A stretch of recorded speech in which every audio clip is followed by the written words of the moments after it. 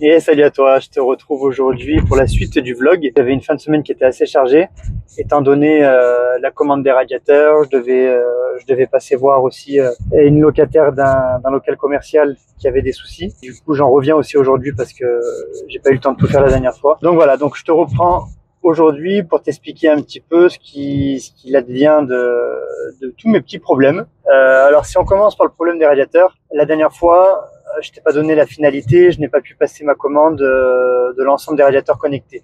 Tout simplement parce qu'une fois sur place, on a téléphoné au service après-vente ou service technique plutôt de Sauter pour leur expliquer un peu mon cas de figure. Donc je devais commander 24 radiateurs pour ensuite les relier eux à une sorte de box intelligente qui gère les radiateurs à distance. Cette box que tu connectes sur ta box internet.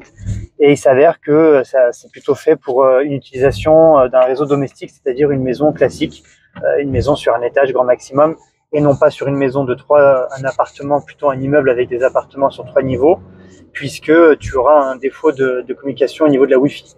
C'est pas des bandes passantes très très élevées. Donc on a laissé l'idée complètement de côté. Donc j'avais la promo qui était d'actualité finalement tombe à l'eau. Cependant, les choses sont toujours bien faites. Quand une occasion tombe à la flotte, c'est toujours pour te dévoiler quelque chose souvent de meilleur. Et là, le cas, en fait, c'était que le week-end qui suivait, donc moi je suis allé en pleine semaine un jeudi, et ben le week-end, la société, donc Bricomarché, faisait une journée en mode, pour tout achat effectué dans le magasin, tu avais 20% en bon d'achat, quoi. Donc en gros, quand tu passes une commande à 6 000 et quelques euros, tu en avais pour 20% de bon d'achat, et ça fait un beau billet, ça fait presque plus de 1 200 euros de remise. Et donc pour toi, ça peut toujours te servir pour faire, j'en sais rien moi, hein, quand tu as besoin d'acheter, je te parle pas d'acheter le matériel de tes artisans, mais par contre, si tu as besoin d'acheter de la quincaillerie, d'acheter un coup de peinture, d'acheter des étagères ou des choses comme ça, Bricomarché, ils sont quand même assez riches en plein de choses, des poignées, des prises d'antenne, c'est des choses que tu auras besoin à la dernière minute, des câbles tu sais, des tuyaux d'arrosage, des tuyaux d'eau pour ta machine à laver, des tuyaux d'évacuation. Voilà, tout ça, c'est des petits trucs qui font que mis bout à bout, sincèrement, sur un immeuble avec plusieurs logements, eh ben, ça commence à faire une somme que tu dois à chaque fois rajouter. Et là, ça te permet d'avoir une enveloppe, justement, petite dépense. Et ça sera mon cas. Donc là, ça nous a permis d'obtenir une enveloppe de 1 200 euros sur un achat de radiateur, sur des achats à peu près à 6 009. Et voilà. Et donc le fait, je voulais aussi insister là-dessus, le fait de connaître un petit peu les gens avec qui tu travailles, donc d'entretenir ton réseau, parce que c'est exactement ça, hein, d'entretenir ton réseautage. Et finalement, je pouvais pas, moi je voulais pas me déplacer un samedi pour m'emmerder à aller passer la commande, faire des chèques en fonction des commandes différentes parce qu'elles avaient chacune un plafond à respecter sur la carte de fidélité.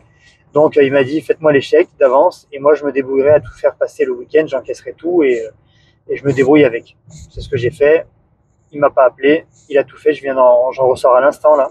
Je l'ai rencontré à nouveau, il m'a dit non c'est tout bon, j'ai passé les chèques en manuel parce que ça bloquait au niveau du serveur de paiement là, Monetico qui bloquait, il y a des plafonds, les chèques c'est un peu comme les cartes. Ça aussi quand tu fais des achats, fais attention, ne crois pas que le fait de faire un chèque, même s'ils interrogent le compte, il va passer. Il y a des plafonds de paiement pour les chèques aussi, sauf quand il les passe en manuel, c'est ce qu'il a fait. Donc bref, je t'abrège. En gros, résultat des courses, la commande est passée avec des radiateurs différents de ce qu'on voulait au début, mais j'ai envie de te dire qu'ils sont de meilleure qualité, parce qu'initialement on allait prendre des radiateurs à bain d'huile, avec une inertie à huile caloporteuse là. Et là, du coup, je suis parti sur des pierres réfractaires, ce qui est beaucoup plus intéressant, comme je te l'avais déjà expliqué, parce que les radiateurs sont très lourds. C'est une pierre qui emmagasine de la chaleur en masse et qui la restitue tout doucement. Donc c'est une chaleur qui est très très douce et très économe. Voilà, avec toujours pareil le même truc là, détection de fenêtres ouvertes. Tu peux programmer au 0,5 degré près. Tu peux installer des programmes de chauffe. Voilà, donc c'est des radiateurs qui sont vraiment de bonne qualité. Donc j'ai envie de te dire, cette partie-là est faite, donc on n'en parle plus. Il me restera juste il me restera les 16 serviettes à acheter. Et c'est ce que je voulais dire. Je me suis pas permis de les acheter maintenant parce que les radiateurs n'étaient pas en promo. Enfin, pas en promo. Ils auraient pu faire partie des bons d'achat, mais je me suis permis de les garder pour justement, avec une partie des 1 200 euros, acheter ces radiateurs-là. parce que finalement ça fera quand même, voilà, il y a au moins 100, il y a au moins 7 sèches serviettes à acheter, et ils sont à 160 € pièce. Tu fais le calcul, ça te fait quand même un petit billet à débourser. Donc voilà, ça sera aussi tout bénef. Donc dans un projet IMO, il n'y a pas de petites économies.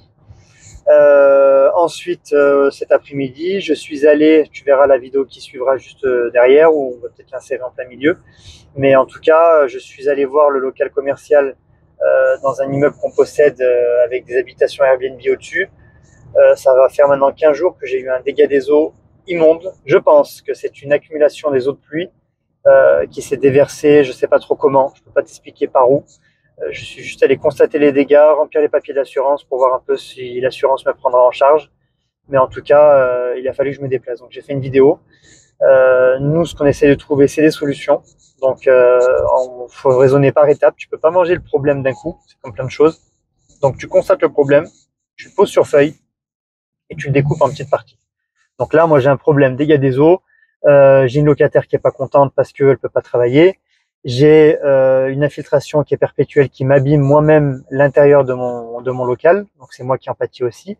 Et j'ai surtout pas envie que ça crée d'autres problèmes au niveau électrique, parce qu'actuellement, t'as des spots électriques qui sont complètement immergés dans l'eau. Ils n'ont pas grillé jusqu'à présent, il n'y a pas eu ça n'a pas disjoncté non plus. Donc voilà, c'est quelque chose pour l'instant qui me pend au nez, mais pour l'instant avec un risque qui peut être d'incendie, tout ce que tu veux. Donc pour l'instant ça va. Mais quoi qu'il en soit, il faut que je fasse quelque chose, quoi. Donc voilà, on s'est vu. Demain, je retourne avec un artisan pour qu'il me donne son point de vue. Mais dans l'idée, il va falloir déposer l'intégralité du plafond de toute la pièce, enlever toute la laine de verre qui est mouillée. Ensuite, il va falloir attendre qu'un orage arrive, et il va y en avoir sous peu. Essayer de voir si de l'eau à nouveau s'infiltre, trouver la cause de la fuite, remédier à cette fuite-là, et ensuite réparer. Mais pendant ce temps-là, ta locataire, moi en tout cas c'est sa partie cuisine dessous, donc elle est très très embêtée. Donc voilà, il va falloir que tu trouves un accord, on va dire financier avec elle. Soit tu lui fais une gratuité de loyer, bon, ce que je vais essayer d'éviter, parce que voilà, on bourse les créances aussi avec les loyers. Donc moi, sur ça aussi on pourra en parler, je répercute la taxe foncière de mes locataires, l'intégralité de la taxe foncière, et non pas seulement comme certains le font, la partie ordure ménagère ou bien partie commune, la charge de partie commune. Je répercute l'ensemble de la taxe foncière du local commercial à la charge du locataire. Après, ça peut être soit l'intégralité, ça peut être soit une partie. Tu peux t'entendre avec la personne pour plafonner ce montant-là. C'est ce que j'avais fait avec d'autres locataires, mais là, en tout cas, je crois que sur celle-ci, elle l'a dans l'intégralité. Donc, ça s'élève quand même presque à 1000 et quelques, 1200 €. Bon, je l'ai déjà payé, l'argent est parti.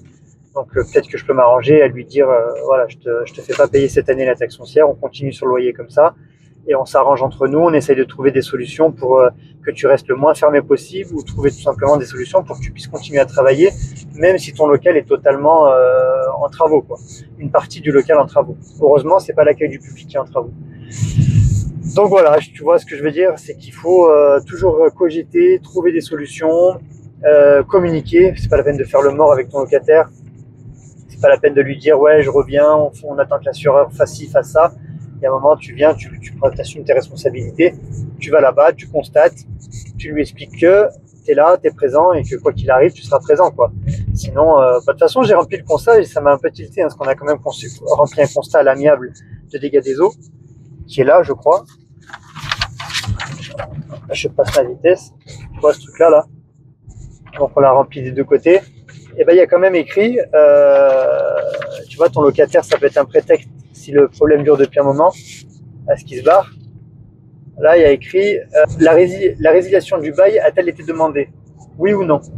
Donc tu vois, ça peut être un prétexte à, je pense, faire sauter, sauf que je me renseigne auprès d'un avocat ou d'un juriste, on peut faire sauter un bail peut-être de cette manière-là, si tu n'assumes pas tes responsabilités. Voilà, donc je suis allé constater ça. En même temps, je te dis, j'ai pas fait de vidéo sur ça, mais j'avais ramené un Karcher, j'avais ramené la scie sauteuse, et j'ai démonté ma terrasse pour pouvoir justement aller passer un coup de Karcher dans la partie du siphon qui est sur la terrasse, qui repose sur le toit du local commercial. Donc voilà, je me suis un peu emmerdé, on va dire. Mais bon, ça fait partie du jeu aussi et je vais aussi justement continuer à travailler dessus, voir si le problème ne provient pas de là avec un couvreur là qui vient un petit peu me démonter tous les chenaux d'évacuation parce que c'est complètement enchevêtré. Et la prochaine fois, je te ferai peut-être la vidéo des parties communes, mais tu l'as peut-être déjà vu dans d'autres vidéos. Mais en tout cas, voilà, moi j'ai retiré une leçon, c'est quoi qu'il arrive, je ne rachèterai jamais un immeuble avec des parties communes soumises à vent, pluie, soleil, enfin ce que tu veux.